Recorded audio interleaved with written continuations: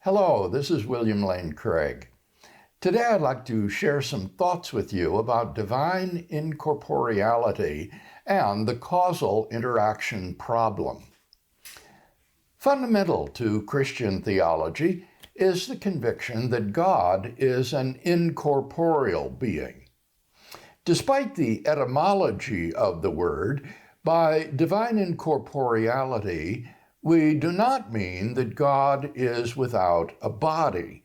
Indeed, according to the Christian doctrine of the Incarnation, God the Son does have a human body since the moment of its assumption of a human nature in Mary's virginal conception of Jesus. But rather that God is an immaterial being, just as the human soul, whether embodied or disembodied, is taken by anthropological dualists to be an immaterial being, so God, whether bodiless or incarnate, is an immaterial substance distinct from the world. What objections then might be raised against divine incorporeality? This question intersects significantly with discussions in the philosophy of mind. On the contemporary scene, anthropological dualism is a well-represented minority position in the philosophy of mind. In a theological context, anthropological dualism takes the form of body-soul dualism, according to which a human being is a composite of a rational soul and body. On theism, God is a sort of soul or mental substance distinct from the physical world. Physicalism of any variety is obviously incompatible with divine incorporeality, since God is an immaterial mental substance who is causally connected to the world. Accordingly, if there were good arguments for physicalism, we should have good reason to reject divine incorporeality. But here, caution is in order, for divine incorporeality does not obviously entail anthropological dualism. There are, on the contemporary scene, plenty of anthropological monists, or physicalists, who are Christian theists who affirm divine incorporeality. Thus, arguments against anthropological dualism do not obviously commit one to a denial of divine incorporeality.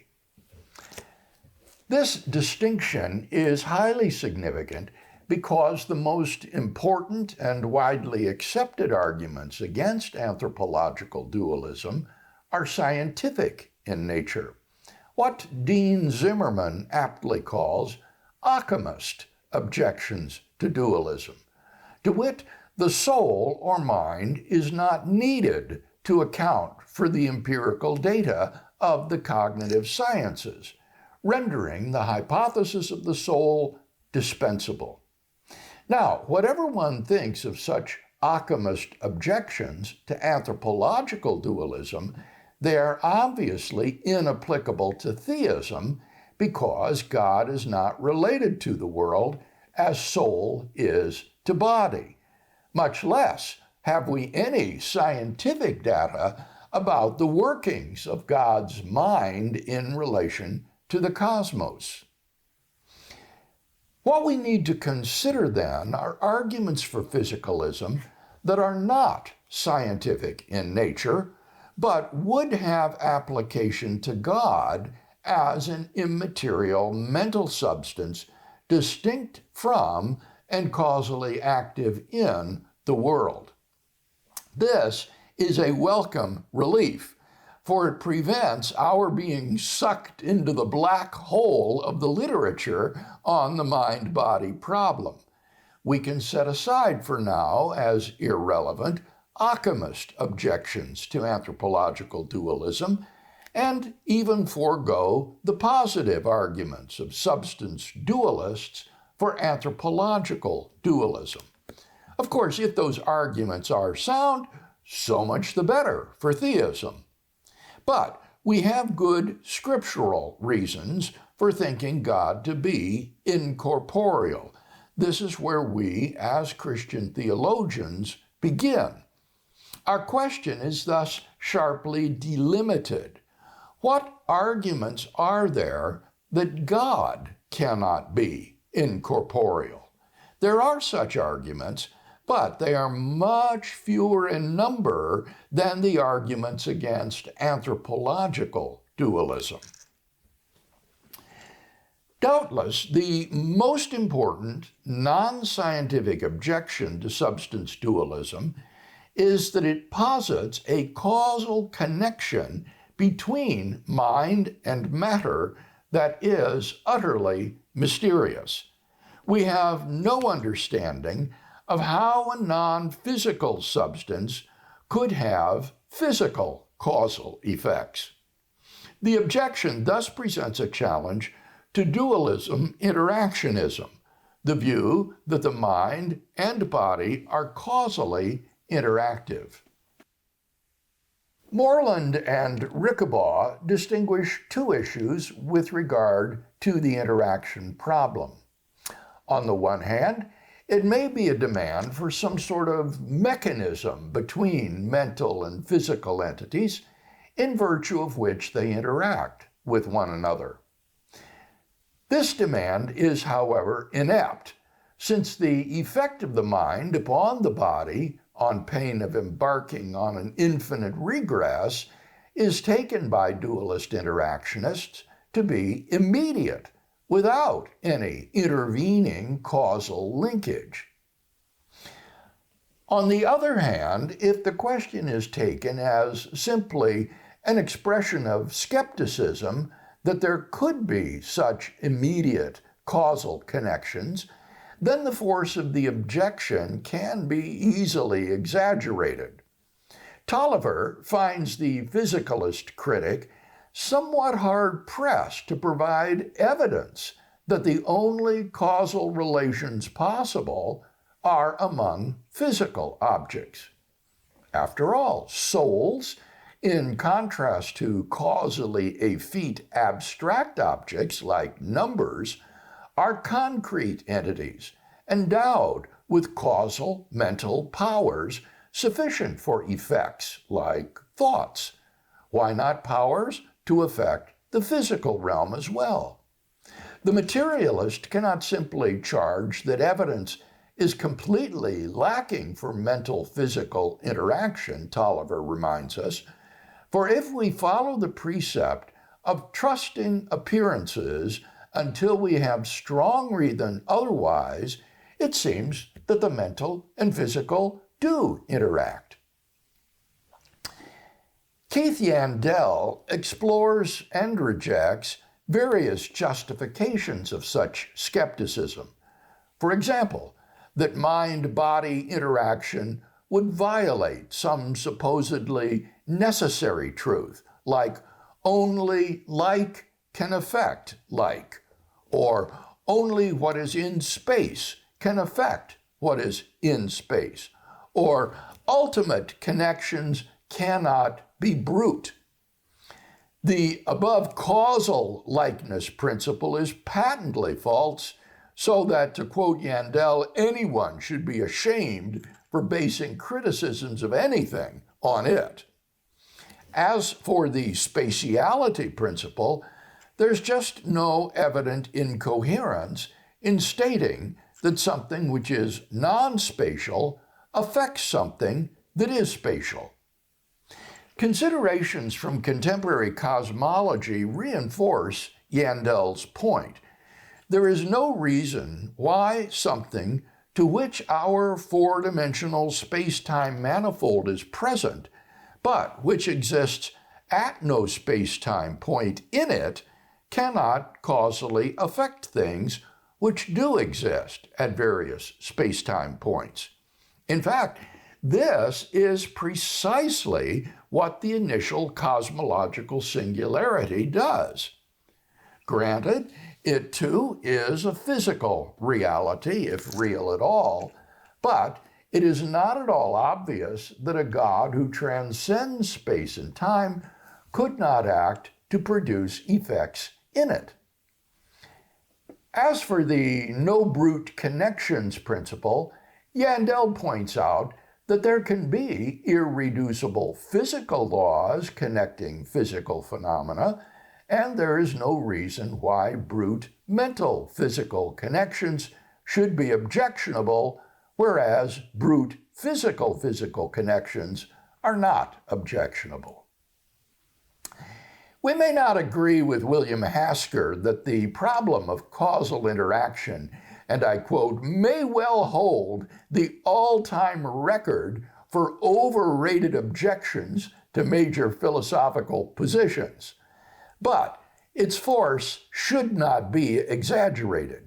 Hasker is not alone in pointing out that one reason it is not decisive is that all causal relationships involving physical bodies are at bottom conceptually opaque. We have no ultimate insight into the causal relations involved, except to say that's the way things are. Perhaps the most powerful response to the causal interaction objection by anthropological dualists is that we have good positive reasons to think that the soul is an immaterial substance that causally affects the body, even if we do not understand how. Moreland and Rickabaugh point out that dualist entities like conscious states and the soul are not only entities of which we have direct acquaintance, but entities whose reality is supported by philosophical arguments from the unity of consciousness, the possibility of disembodied survival or body switches, the best view of an agent in support of libertarian agent causation, the metaphysical implications of the use of the indexical I, and the special sort of diachronic and synchronic unity of the human person. Similarly, in considering physicalist objections to divine incorporeality, we must not forget that we have sound theistic arguments that support divine incorporeality. Arguments such as the Kalam cosmological argument, the teleological argument from the fine-tuning of the universe, and the argument from the uncanny applicability of mathematics in physics provide powerful reasons for thinking that there is a transcendent mind who has created the universe.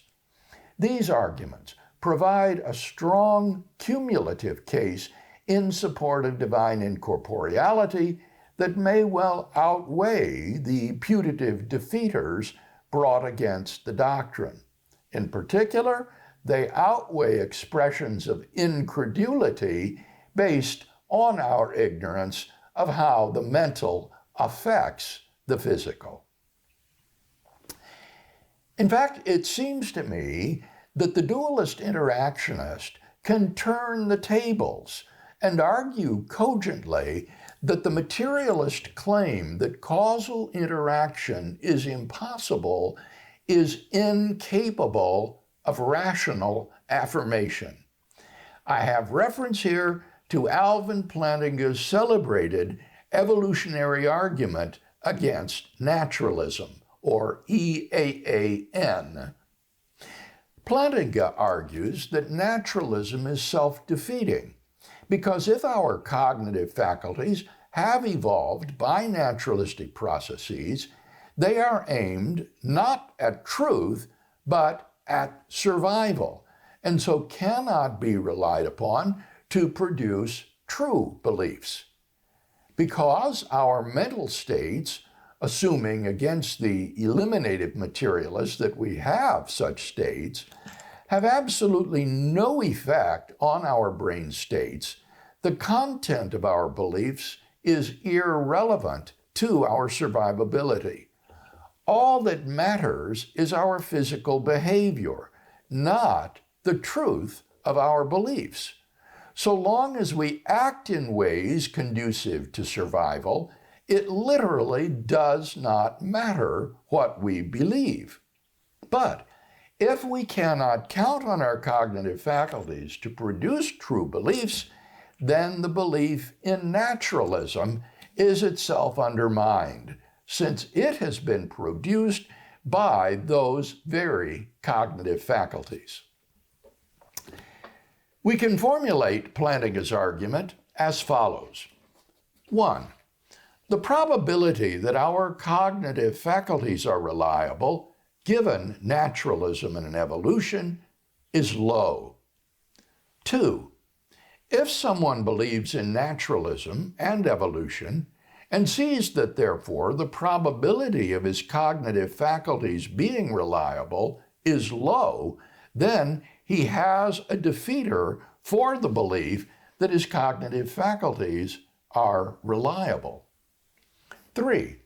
If someone has a defeater for the belief that his cognitive faculties are reliable, then he has a defeater for any belief produced by his cognitive faculties, including his belief in naturalism. 4. Therefore, if someone believes in naturalism and evolution and sees that therefore the probability of his cognitive faculties being reliable is low, then he has a defeater for the reliability of his belief in naturalism. EAAN, if sound, does not prove that naturalism is false, but that it cannot be rationally affirmed. It is a self-defeating position. As Hasker perceptively recognized, EAAN is not so much an argument against naturalism as an argument against materialism. If the naturalist were to embrace dualism interactionism, he would be immune to the argument, despite his denial of supernatural realities like God. For though a naturalist, he would recognize the reality and causal efficacy of souls, and hence their possible selective advantage in the evolutionary struggle for survival. Plantinga himself, in his most recent explication of EAAN, makes it clear that the real target is materialism. Observing that nearly all naturalists are also materialists with respect to human beings, he asks what the likelihood is that the content of our beliefs is in fact true, given evolution and naturalism construed as including materialism about human beings. He then proceeds to explore the reasons for premise 1, first on the assumption of reductive materialism, and second on the assumption of non-reductive materialism. Accordingly, EAAN is something of a misnomer. The argument is better called the evolutionary argument against materialism, EAAM. But even that new label is not quite correct. For many naturalists, most eminently W.V.O. Quine, are not materialists, but embrace wholeheartedly the reality of immaterial abstract objects, such as mathematical entities. Despite their denial of materialism, such thinkers would still be vulnerable to Plantinga's argument, since they deny that immaterial entities exert any causal influence on the world. As Hasker discerns, what Plantinga's argument is really about is the so-called causal closure of the physical, CCP. As defined by philosopher of mind Jaegwon Kim, this is the assumption that if we trace the causal ancestry of a physical event we need never go outside the physical domain. The closure principle requires that all physical events have only physical causes. If there do exist immaterial entities, they are irrelevant because of the causal closure of the physical domain. Materialists may embrace or deny the reality of mental states of awareness, but they all deny their causal efficacy in the material world. Plantinga's argument is therefore best cast as the evolutionary argument against the causal closure of the physical, EACCP. Plantinga's argument is thus directly relevant to the present objection based on the impossibility of causal interaction between the soul and body. If EACCP is sound, then the materialist claim cannot be rationally affirmed and collapses in self-defeat. Hasker wryly comments, to say that this constitutes a serious problem for physicalism seems an understatement. Is EACCP successful? Andrew Moon, in a careful analysis of global debunking arguments, explains that the crucial question in assessing the success of Plantinga's argument is which beliefs may the materialist legitimately use to respond to such a potential defeater. The materialist might think that he can offer a defeater for Plantinga's defeater of the reliability of the materialist's cognitive faculties. He might, for example, invite us to just look around and see how reliable our and other animals' cognitive faculties are in navigating successfully the physical world. Unfortunately, Moon explains, the materialist, while engaging in such reasoning, would be employing the very cognitive faculties that he already has reason to distrust. In other words, any potential defeater will itself already be defeated by the original defeater of the reliability of one's cognitive faculties. Therefore, the materialist cannot block defeat by appeal to a defeater, since all of his beliefs are already defeated. Rather, what the materialist needs is what Plantinga calls a deflector. The materialist might argue that even if the probability of that our cognitive faculties are reliable is low, given our belief in CCP and E, nevertheless, there could be other beliefs, B, that we also hold, such that on CCP and E and B together, the reliability of our cognitive faculties is not improbable. B then serves as a deflector for the potential defeater. That is, B prevents the admittedly low probability of the reliability of our faculties given CCP and E from being a defeater for the reliability of our faculties. While a defeater assumes that some belief is a defeater that must in turn be defeated, a deflector prevents the belief from being a defeater in the first place.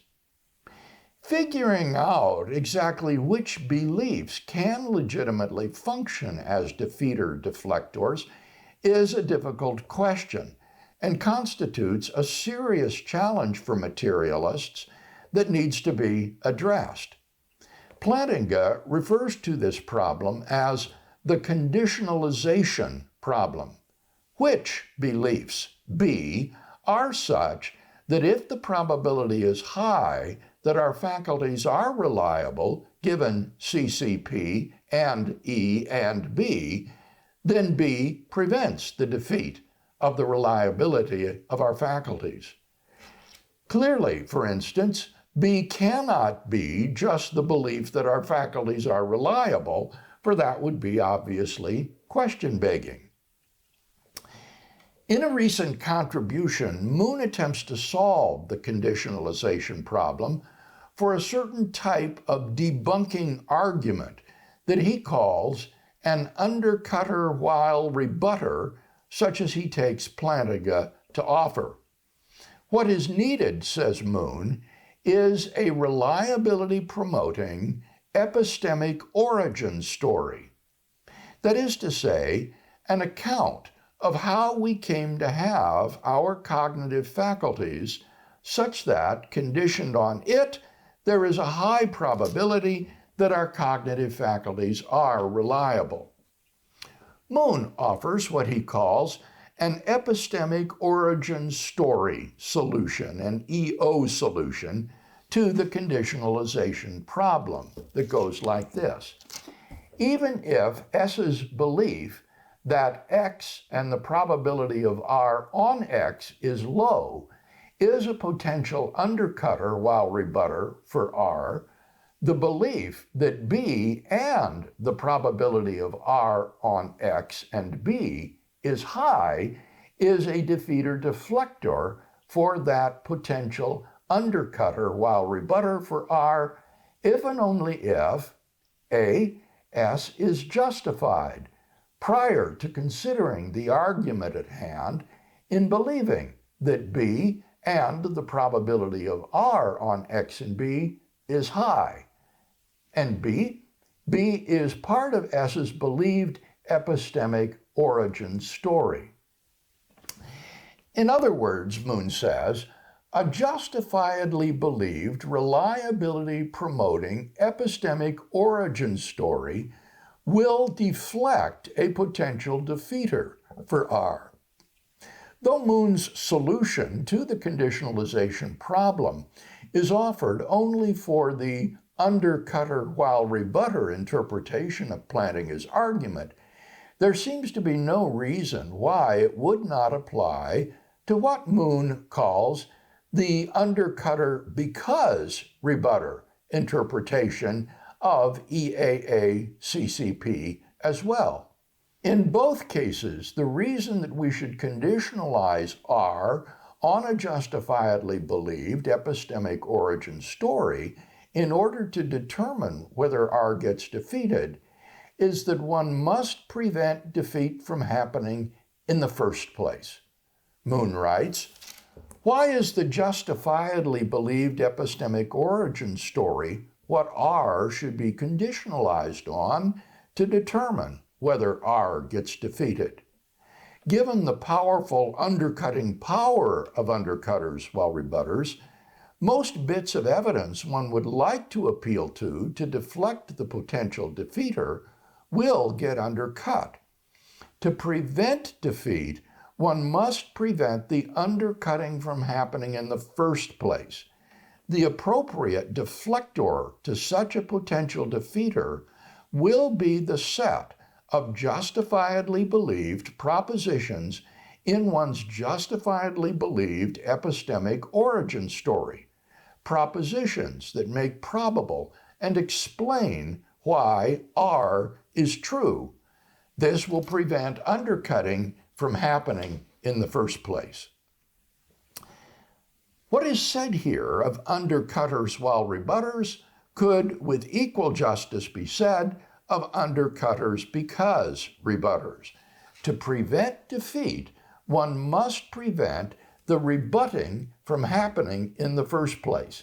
That requires an epistemic origin story. So, the question is whether the materialist can offer a justifiably believed, reliability-promoting epistemic origin story. It is very hard to see how he can. We know that the probability that our faculties are reliable given CCP and E is low. E already includes the materialist's epistemic origin story. Is there something that could be added to E consistent with materialism that would do the job? It's hard to see what that could be. Given the causal closure of the physical, there seems to be nothing that might be added to E that would raise the probability that our cognitive faculties are reliable.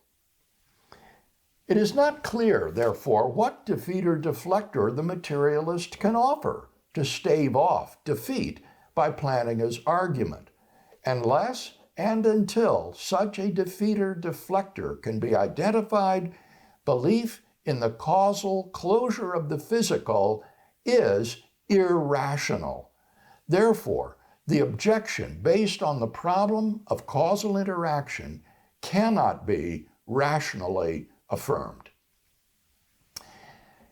In sum, the most widespread and influential philosophical objection to substance dualism, and hence to divine incorporeality, fails. Ultimately, physical causation is just as inexplicable as mental causation. Given the sound arguments for a transcendent creator and designer of the universe, we can be confident that God can causally interact with the physical world, even if we do not understand how, just as, given our direct acquaintance with ourselves and the arguments for the existence of the soul, the dualist interactionist can be confident that the soul does causally interact with the body, even if we do not understand how. Finally, the impossibility of causal interaction between soul and body, and hence between God and the world, cannot be rationally affirmed, since to affirm the causal closure of the physical is irrational, pending some justifiably believed, reliability-promoting, materialist, epistemic origin story.